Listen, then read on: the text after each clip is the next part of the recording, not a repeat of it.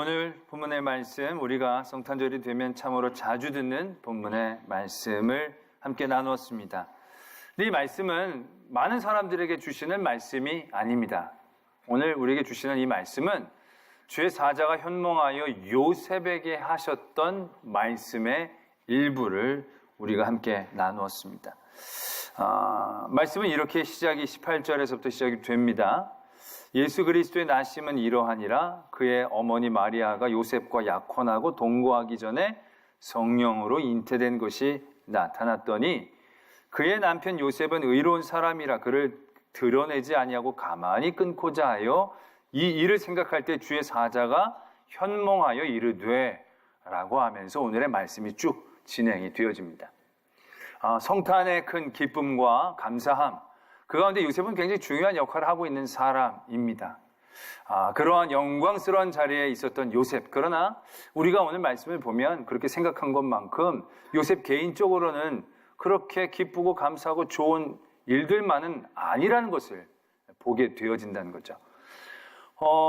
그는 의로운 사람이었습니다. 착한 사람이었죠. 그래서 하나님 앞에 이제 은혜를 입고 아주 행복한 결혼 생활을 그려냈을 것입니다. 근데 이게 웬 말입니까? 그 정원했던 마리아가 아이를 가졌다는 얘기를 듣습니다.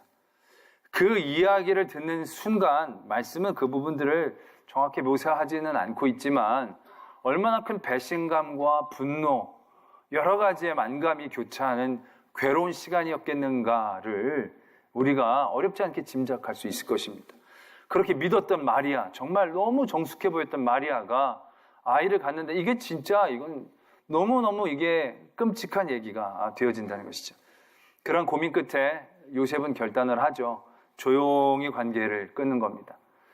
조용히 관계를 끊는 거지만 그건 솔직히 어떻게 보면 상당히 마리아에게 소극적인 보복을 하는 거죠. 자기가 관계를 끊는다고 마리아가 문제가 해결되는 게 아니거든요. 자기만 거기 엮여 들어가지 않은 것뿐이지 마리아에겐 참으로 앞으로의 일들이 걱정되어지는 상황이 되어진다는 겁니다. 그런 가운데에 주의 사자가 나타나서 오늘의 말씀을 해주신다는 거죠. 그 말씀을 듣고 요셉이 반응을 합니다. 잠에서 깨어 일어나 주의 사자가 분부한 대로 행했다는 겁니다. 그리고 그의 아내를 데려와서 아내가 예수님을 낳을 때까지 보호하였다라는 것을 말씀은 적고 있습니다. 우리가 성탄 그러면 느끼는 그런 기쁨과 감격, 요셉도 함께 기뻐하고 감격했을 것 같지만 성경은 그런 부분들을 적고 있지 않습니다. 요셉은 얼마나 그의 삶의 자리에서 답답했겠습니까? 왜 이런 일이 나에게 있어야 하는 겁니까? 내가 나름 착하게 살았는데 왜 이런 가혹한 현실을 내가 마주쳐야 합니까? 내가 언제 하나님의 아들 갖고 싶다고 그랬습니까? 이 부담, 나는 그냥 알콩달콩 평범하게 그냥 행복하게 아내랑 아이 낳고 살고 싶은 마음, 그것뿐이었는데 이게 웬 말입니까? 그러한 삶의 모습이 비춰진다는 거죠. 요셉뿐만이 아닙니다. 마리아도 그렇죠. 마리아도 주의 사자가 나타나셔서 네가 이제 아이를 낳을 것이라고 얘기합니다. 깜짝 놀라죠. 내가 남자를 아직 모르는데 무슨 어떻게 아이를 낳냐고 그랬더니 주의 성령으로 네가 잉태할 것이다라고 다시 한번 확인을 해주실 때 마리아가 얘기합니다. 주의 여종이 듣겠나이다. 말은 듣겠나이다라고 얘기했지만 그때부터 마리아가 그려낼 수 있는 삶이라는 것은 진짜 깝깝한 삶이다라는 거죠. 자기야 성령이 잉태를 하시게 한 거라는 그런 계시를 받았으니까 이해가 되지만 그걸 정혼자에게 어떻게 이해할 수가 있겠습니까? 모든 과학과 합리와 생물학적인 것들을 뛰어넘는 성령의 역사에 대해 어떻게 일반인이 이해를 할 수 있겠습니까? 요셉은 이해시킨다 할지라도 많은 사람들이 자신을 바라보는 그 눈, 만약에 요셉이 그 일들을 이해하지 못하고 나랑 파혼하게 될 경우에 그 시대에 미혼모로 살아나간다라고 생각하는 것은 상상할 수 없는 끔찍한 상황임에 틀림이 없다라는 얘기죠. 그런 모든 미래에 대한 각오를 마리아는 하면서 여종이 듣겠나이다 라고 했다라는 것입니다. 결국 그러한 요셉과 마리아의 모습을 통해서 우리에게 주어지는 이 놀라운 성탄의 기쁨과 감사함의 사건들이 이루어지게 됐다라는 것을 보게 됩니다. 그리고 나서 보게 되니까요. 이 성탄이라는 것이 우리에게 이렇게 큰 기쁨과 즐거움을 주는 만큼 성탄의 사건을 만들어냈던 주인공들에게는 공통적으로 요구되어지는 것이 있었다라는 겁니다. 그게 바로 뭐냐면 희생이었다라는 것입니다. 요셉이 그러했죠. 마리아가 그러했습니다. 누구보다도 그 주인공이신 예수 그리스도, 그가 이 땅에 태어나셨다는 것은 무엇으로 봐도 그에게는 영광이 되거나 좋은 유익한 부분이 있는 게 아니다라는 얘기죠. 전적으로 우리의 죄를 위하여 이 땅에 내려오시고 우리의 죄를 대속하기 위해 그의 삶의 희생과 헌신을 요구하는 삶을 그가 내딛었다라는 것입니다. 하나님은 어떻고요? 하나님은 임마누엘, 하나님이 우리와 함께 하시다. 하나님이 인간과 함께 하신다는 것이 요구하는 그 불편함과 그 거추장스러움, 그 희생, 우리는 어렵지 않게 예상할 수 있다는 것입니다. 인류의 최대의 기쁨의 사건이라고 얘기할 수 있는 이 기쁨의 좋은 소식은 솔직히 우리들에게만 기쁨의 좋은 소식이지 그 사건을 만들었던 주인공 한 분 한 분 한 사람 한 사람에게는 결코 녹록한 일이 아니었음을 보게 됩니다. 왜 하나님의 일을 하는 그 주인공들이 더 큰 영광과 더 큰 감사와 기쁨들을 누려야 함에도 불구하고 이러한 희생과 손해를 요구받게 되는가라는 것이지요. 저희는 그 일들을 바라볼 때 우리의 기준이 바뀌어야 됨을 다시금 깨닫게 됩니다. 요셉의 희생, 마리아의 헌신, 예수 그리스도의 그 희생과 사랑, 그걸 희생이라고 얘기하고 헌신이라고 얘기하고 손해라고 얘기하는 건 철저히 그 인간 중심에서 세상적인 기준으로 놓고 보았을 때의 평가라는 것입니다. 요셉이 당하는 그 손해, 그건 세상적인 기준에서의 손해입니다. 세상적인 일반적으로 사람들이 잘 살 수 있는 그것과 거리가 멀다는 것의 손해이고 요셉 중심에서의 손해인 것이죠. 마리아도 마찬가지입니다. 예수 그리스도의 희생과 헌신도 어떻게 보면 우리가 생각하는 우리의 기준, 고통을 당하고 죽임을 당하고 어려움을 당하는 그 세상적 기준으로 철저히 이해되어질 때 그걸 희생이라고 헌신이라고 얘기하면서 왜 이러한 기쁨의 날에 그분들은 그런 어려운 일들을 당했어야만 하는가라고 얘기할 수 있다는 겁니다. 그 기준을 바꾸면요, 얘기가 달라집니다. 과연 성탄에 누가 하나님의 일들을 가치 있게 행하고 있었는가? 손해와 유익의 기준이 아니고 누가 가장 성탄에 가치 있는 사람인가의 기준으로 본다면 그들이 당했던 많은 손해와 희생들은 다른 각도에서 다가오게 되어진다는 것이죠. 성탄에서 꼭 필요한 존재들, 그들이 갖고 있는 공통점, 그것이 성탄의 주인공 된 모든 사람들이 갖고 있는 공통점, 그것이다라는 겁니다. 꼭 필요한 사람들은 능력을 갖고 있어야 되고 꼭 필요한 사람들은 그만큼 확실한 위치를 갖고 있어야 된다라고 생각하는데 그 결정적인 이유가 바로 뭐냐면 그게 우리가 얘기하는 손해라는 겁니다. 요셉이 그 손해를 감당하지 않으려고 했더라면 어떻게 됐겠습니까? 나 이거 못합니다. 이거 예수님이야, 네가 알아. 난 그래도 이건 아닙니다. 난 이거 도저히 못하겠습니다. 그리고 요셉이 그걸 끊었다면 마리아는 다른 길이 났을 겁니다. 그러나 요셉은 성탄에서는 별 필요 없는 사람이 되어진다는 것이죠. 별 가치가 없는 사람으로 평가되어질 것이다라는 것이죠. 마리아도 내가 내 같은 여자가 어떻게 그런 걸 합니까? 좀 다른 여자를 찾아보십시오. 난 죽어도 안 됩니다. 라고 마리아가 거절했더라면 마리아는 성탄에서 가치 없는 인물이 되어질 것이다 라는 것이지.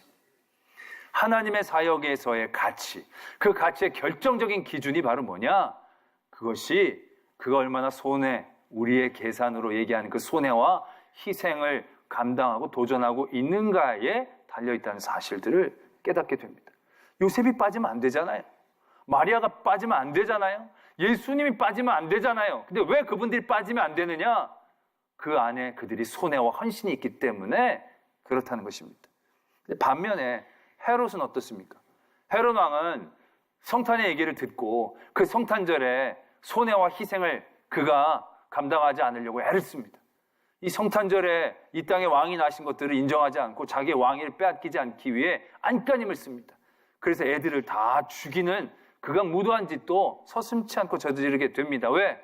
그가 성탄에서 손해보고 싶지 않았거든요. 그때 헤롯은 그 시대에 가장 강력한 힘을 갖고 그 시대를 움직이는 가치 있는 사람인 것처럼 보이게 됩니다. 그러나 성탄에서 그는 없어져야 될 가치를 가진 사람이 되고 있다는 겁니다. 성탄에서 그의 유익함에 매였을 때 그는 없어져야 될 사람이 됐다는 것입니다. 성탄에 아무런 손해와 헌신이 없다면 그 사람은 있어도 되고 없어도 되는 사람이 되어지는 것이고요. 성탄절에 자신의 희생과 헌신이 있다면 그 사람은 성탄절에 꼭 필요한 사람이 되어진다는 것을 우리는 깨닫게 됩니다. 성탄절을 통하여 하나님이 우리에게 주시는 가치의 메시지들을 우리가 받아들여야 한다는 것입니다. 예수님의 탄생과 관계가 있는 한 사람이 또 있습니다. 세례 요한인데요. 이 세례 요한은 예수님보다 6개월 먼저 태어났습니다. 그런데 이 사람은 제사장 가문에서 태어났습니다. 그러니까 굉장히 말하자면 우리가 얘기하면 금수저 가문에서 태어났습니다. 그런데 세례 요한은 그 자리에서 제사장의 일들을 감당하는 것을 거절합니다. 광야로 나갑니다. 그래서 가죽옷을 입고 들에서 나는 것들을 먹고 절제하면서 삽니다. 그의 삶에 많은 사람들이 감동을 받고 그 사람들을 세례 요한에게 사람들이 막 구름대처럼 모입니다. 회개하고 세례받는 일들이 일어납니다. 많은 사람들이 요한의 제자가 됩니다. 근데 요한이 이렇게 얘기합니다. 나는 아무것도 아니라고. 내 뒤에 오실 분에게 나는 신들매를 풀기도 감당할 수 없는 존재다라고. 예수님이 갈릴리에서 인기를 얻고 유대 땅으로 내려오십니다. 사람들이 예수님에게로 모이기 시작합니다. 세례 요한에게 어떤 사람들이 예수님에게로 모이기 시작합니다. 그래서 세례 요한의 제자들이 얘기합니다. 선생님께서 얘기하던 그 사람들에게 사람들이 다 갑니다. 옛날엔 우리를 따라왔는데 이제는 다 예수라는 사람에게로 다 가버립니다. 이걸 우리한테 이제 안 오려고 합니다. 이거 어떻게 하면 좋겠습니까? 그러한 그들의 시기심 어린 얘기들을 세례 요한이 듣습니다. 그리고 세례 요한이 이런 얘기를 합니다. 요한복음 3장 30절에 그는 흥하여야 하겠고 나는 쇠하여야 하리라. 사람은 자기의 삶에 누구나 다 주인공입니다. 그 삶의 세상적인 가치가 어떠하든지 간에 자기는 자기의 삶의 주인공이고 자기의 삶에서의 가치를 깨닫기 위해 애를 쓰게 됩니다. 높고 낮음을 떠나서. 그런데 이 세례 요한은 자기의 가치를 이렇게 매깁니다. 내가 가치 없는 사람이 되어져야 한다는 거죠. 나도 나름대로 이 땅에 태어난 의미가 있고 내가 가문도 좋고 많은 인기도 얻고 많은 영향력도 행사했지만 그게 중요한 게 아니라는 것이죠. 나는 주의 길을 예비하는 사람이다라는 거죠. 나는 예수 그리스도의 소모품, 소비품일 뿐이다라는 거죠. 나는 사회하여 아무것도 흔적이 없이 될지라도 괜찮다라고 자기 스스로를 인정하는 모습을 보게 된다는 것이죠. 이 얘기를 들을 때마다 얼마나 먹먹한지 모릅니다. 세례 요한이 이렇게 얘기를 할 때 그의 마음은 어떠했을까? 내 인생은 뭔가? 나도 뭔가 의미 있게 이 땅 가운데서 흔적을 남기고 싶은데 나는 그러면 안 된다는 말인가? 나는 단순히 예수의 길을 열어주고 나서는 그림자처럼 사라져야 되는, 예수의 가치에 나는 아무것도 의미도 없는 쇠하여야만 되는 사람인간 말인가? 라고 그가 생각할 수도 있을 것입니다. 그러나 그러한 고백에 예수님이 이렇게 얘기하십니다. 여자가 낳은 자 중에 세례 요한보다 큰 이가 일어남이 없도다. 이러한 말씀을 하고 계신다는 거죠. 세례 요한은 그의 가치를 쇠하여야 할 것으로 매깁니다. 나는 사라져야 됩니다. 난 예수를 위해 없어져야 됩니다. 세상적으로 보면 너무나 초라하고 찌그러들어가는 모습입니다. 그렇게 인기를 얻었던 요한이 예수님에게 다 빠져가는 그러한 모습이다라는 거죠. 이제 저 사람은 완전히 잊혀진 사람이다라고 생각한다라는 것입니다. 그러나 그것은 세상적인 관점에서 봤을 때의 모습이다라는 겁니다. 예수님이 그를 평가할 때는 그게 쇠하여져 가는 게 아니다라는 것이죠. 가장 큰 자와 가장 가치 있는 자, 예수 그리스도의 역사와 사역 가운데 빠져서는 안 되는 자, 그가 희생하고 헌신해서 없어져서 아무런 필요가 없지만 예수의 영광의 그 자리에 그가 아무런 자리도 얻지를 못했지만 오히려 그런 희생과 헌신의 자리가 더 큰 능력과 더 귀한 가치를 갖고 있는 하나님의 자리이다라는 것을 세례 요한을 통하여 우리에게 말씀하고 계신다라는 것입니다. 성탄을 통하여 우리는 우리의 삶의 가치를 어떻게 매겨 나가야 하는가를 도전받아야 합니다. 세상은 자기의 가치들을 가지고 있는 것으로 매기려고 합니다. 사는 집, 타는 차, 자기의 지금의 직위, 내가 얼마만큼의 많은 것들을 누리고 있는지가 세상에서의 가치라고 생각합니다. 그러나 여러분, 그건 세상에서의 가치이지요. 하나님의 사역과 가치 가운데에 여러분들이 대입되어진다면 여러분들은 과연 어떤 가치가 있겠습니까? 하나님의 사역과 섭리 가운데 여러분은 꼭 필요한 사람이 되는 게 맞습니까? 여러분들이 가지려고만 한다면 여러분들은 그 자리를 절대로 얻을 수 없을 것입니다. 집에서 가장 가치 있는 사람을 알 수 있으려면요, 누가 아파 보면 알 수 있습니다. 집에서 애가 아프면 좀 불편합니다. 귀한 애들이 아프면 아프기도 하고 불편합니다. 근데 집에서 아빠가 아프면 집이 조용하고 편해지는 걸 느낄 때가 있어요. 근데 엄마가 아프면 집이 난장판이 되어지는 거예요. 평소 생활에는 아빠가 더 힘이 있는 것 같고 권력이 있는 것 같고 애들이 더 가치가 있어 보입니다. 엄마는 늘 섬기고 먹이고 닦고 별로 빛도 없고 이름도 없는 일명 희생과 헌신의 모습을 보이게 되어진다는 거죠. 보면 애들도 어머니를 무시할 때가 많아요. 엄마는 맨날 그런 거 하고 아버지는 무서워하면서. 그러나 그건 가치가 아니다라는 겁니다. 정말로 그 사람이 그 가정 가운데 꼭 필요한 존재인가 아닌가, 그것은 가지고 있음에 달려있는 게 아니라는 것이죠. 얼마나 거기를 위하여 눈물을 흘리고 있는가, 피 흘리고 있는가, 희생하고 있는가, 헌신하고 있는가. 성탄의 역사 가운데 헤롯은 필요 없습니다. 아예 없어져야 맞습니다. 힘을 가지고 있는 그는 필요 없습니다. 그러나 성탄의 역사 가운데에 그의 삶을 내어놓는 마리아는 절대적으로 필요한 가치를 갖고 있다는 것이죠. 세상 사람들은 손가락질하고 세상 사람들은 인정하지 않는다 할지라도 하나님의 사역에 빠져서는 안 되는 존재가 되어진다는 것이죠. 예수 그리스도 아기로 나타나셨지만, 아무런 힘없어 보이는 아기이지만 그 아기 예수가 빠지면 아무런 의미가 없는 그러한 사건이 되어진다는 것입니다. 우리의 가치가, 성탄에서 우리가 느껴야 될 가치가 어디에 있는지 분명히 깨달아야 됩니다. 성탄절에 많은 선물을 받고 계시는 분들 계십니까? 많은 선물을 받아서 내가 꽤 가치가 있나 보다 생각하는 분들은 큰 오산입니다. 여러분들은 성탄절에 없어져도 상관없는 사람 중에 하나입니다. 생각해 보십시오. 제가 예를 들어 제가 성탄절 선물을 많이 받아요. 예입니다. 예. 올해는 별로 안 와요. 많이 받았어요. 근데 제가 내년에 없어요. 그러면 여러분들 선물을 드릴 목사님이 없으니까 너무너무 괴롭고 힘들다 이럴까요? 아니란 겁니다. 선물 하나 굳었다.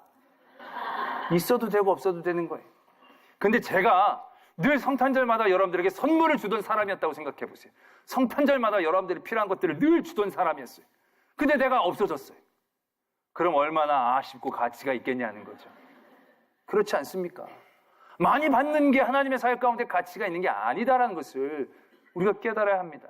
성경에서 하나님의 놀라운 일들을 이루었던 많은 사람들이 갖고 있는 공통적인 요소는 딱 이거 하나다라는 겁니다. 거룩하게 얘기해서는 희생이고요. 적나라하게 얘기해서는 손해입니다. 하나님의 가치 있는 모든 사역들을 했던 많은 하나님의 사람들이 가지고 있었던 한 가지의 공통점은 헌신, 희생, 손해였다라는 것입니다. 하나님의 사역 가운데에 쓰임받지 못하고 가치 없는 사람으로 매겨졌던 모든 사람들, 그 사람들이 갖고 있는 한 가지의 공통점을 얘기한다면 희생하지 않으려 하는 거죠. 자신의 유익을 쫓아간 거죠. 그런 사람들은 세상에서는 힘 있어 보이고 가치 있어 보일지라도 하나님의 사역 가운데에서는 아무런 가치가 없다라는 것을 우리가 깨달아야 한다는 것입니다. 이것은 성탄절의 의미뿐만이 아닙니다. 우리 성도가 이 세상을 살아갈 때에 정말로 하나님의 가치 있는 사람, 하나님의 이 세상 가운데에서 꼭 필요한 사람이 되어지는 결정적인 이유가 뭔가? 우리 하나님의 성도들이, 기독교인들이 1000만 가까운 성도들이 이 땅 가운데 있으면서도 왜 그 능력을 발휘하지 못하는가? 우리에게 부족한 게 뭔가? 다른 여러 가지가 있어서가 아니다라는 겁니다. 가장 근본적인 이유 하나, 바로 이겁니다. 하나님의 일 가운데 꼭 필요한 그 사람이 되기 위한 나의 삶에서의 손해와 헌신들을 하고 있지 않기 때문에 그렇습니다. 우리는 하나님 잘 믿고 세상의 것들을 많이 가지면 영광이고 가치 있고 하나님 앞에 꼭 필요한 사람이라고 생각했습니다. 근데 여러분, 그 사람들은 필요 없습니다. 세상 사람들이 그걸 보고 부러워하고 존경하는 것 같지만 그 세상 사람들이 갖고 있는 마음은 저 사람만 없으면 저게 내 것이 될 테인데이지 그 사람을 존경하고 사랑하는 마음이 아니다라는 겁니다. 세상의 높은 사람 자리들은요, 서로 다 하려고 하기 때문에 누가 빠져도 상관없습니다. 그 사람 빠져도 다른 사람이 쓰고요, 그 사람 빠져도 또 다른 사람이 서니까 아쉬울 게 없는 자리예요. 돈 많이 버는 자리 아실 게 없는 거예요. 세상 사람들이. 가치 없는 자리라는 겁니다. 꼭 필요한 자리가 아니라는 겁니다. 그런 세상을 위해 땀 흘려야 되는 자리, 세상을 위해 눈물 흘려야 되는 자리, 세상을 위해 피 흘려야 되는 자리, 그 자리는 사람들이 잘 하지 않으려고 하는 자리이기도 하지만 없어지면 너무나도 필요한 가치 있는 자리가 되어진다는 것을 우리들이 깨달아야 한다는 것입니다. 예수님이 이 땅 가운데 제일 높은 자리에 오신 게 아니죠. 제일 하지 않으려는 것을 하셨습니다. 제일 피하는 것을 하셨습니다. 제일 손해보는 것을 하셨습니다. 그때 가장 이 인류에서 가치 있는 존재가 된 겁니다. 없어서는 안 될 존재. 알렉산더 나폴레옹은 없어도 됩니다. 징기스칸은 없어도 됩니다. 뭘 발명한 사람들은 없어도 세상은 돌아갑니다. 그러나 예수 그리스도가 없으면 우리는 절망 가운데 살 수밖에 없는 것입니다. 마찬가지로 이 성도들, 예수 그리스도를 따라가는 많은 성도들이 이 땅 가운데에서 진정한 가치 있는 사람, 꼭 필요한 사람, 있어도 되고 없어도 되는 사람이 아니라 하나님께서 꼭 가치 있게 여기는 사람이 되기 위해 우리들이 해야 할 것은 어렵지 않습니다. 분명합니다. 바로 손해를 보는 겁니다. 세상은 그걸 호구라고 얘기하지만 그 호구를 통하여 하나님의 역사는 일어난 겁니다. 그리고 하나님의 뜻과 역사가 또한 복이 그 자리를 통하여 펼쳐진다는 것입니다. 제가 꼭 여기랑 연관하려고 이 말씀을 준비한 게 아닌데 하다 보니까 그렇게 된 건데요. 오늘 17년도 재직 봉사부서 이게 임명이 났습니다. 여러분, 교회에 눈물 흘리는 자리가 없으면요, 빠져도 아무도 모릅니다. 교회에 있으나 없으나 존재가 되는 거죠. 교회 헌금 많이 내는 거 굉장히 필요한 자리 같지만 없어도 괜찮습니다. 그런데 교회에서 정말 땀 흘리고 눈물 흘리고 봉사하는 자리가 비면 너무나도 큰 자리가, 빈자리가 느껴지게 되는 것을 보게 됩니다. 또한 그 자리에 자기가 헌신되어져 있는 것이 자기 올바른 가치를 세우는 일입니다. 여러분들이 교회를 통하여 얻는 것만 많다면 여러분들 하나님의 사역 가운데에서의 가치는 찾기 쉽지 않다라고 보는 게 맞습니다. 여러분들 있어도 되고 없어도 되는 존재입니다. 오히려 받기만 하려고 했던 존재라고 한다면 여러분들 헤롯과 같은 존재가 되어버린다라는 것입니다. 그러나 요셉처럼, 마리아처럼 그 사건에 꼭 필요한 사람이 되고자 한다면 눈물과 피 흘림의 자리를 두려워해서는 안 됩니다. 아니, 우리는 그 자리로 도전해 나아가야 합니다. 그러할 때 우리를 통하여 성탄의 역사와 같은 놀라운 역사가 일어나고 그 기쁨과 감사와 감격으로 하나님의 은혜와 사랑이 온 땅 가운데, 열방 가운데에 넘쳐나는 역사가 일어나게 될 줄로 믿습니다. 기도하겠습니다.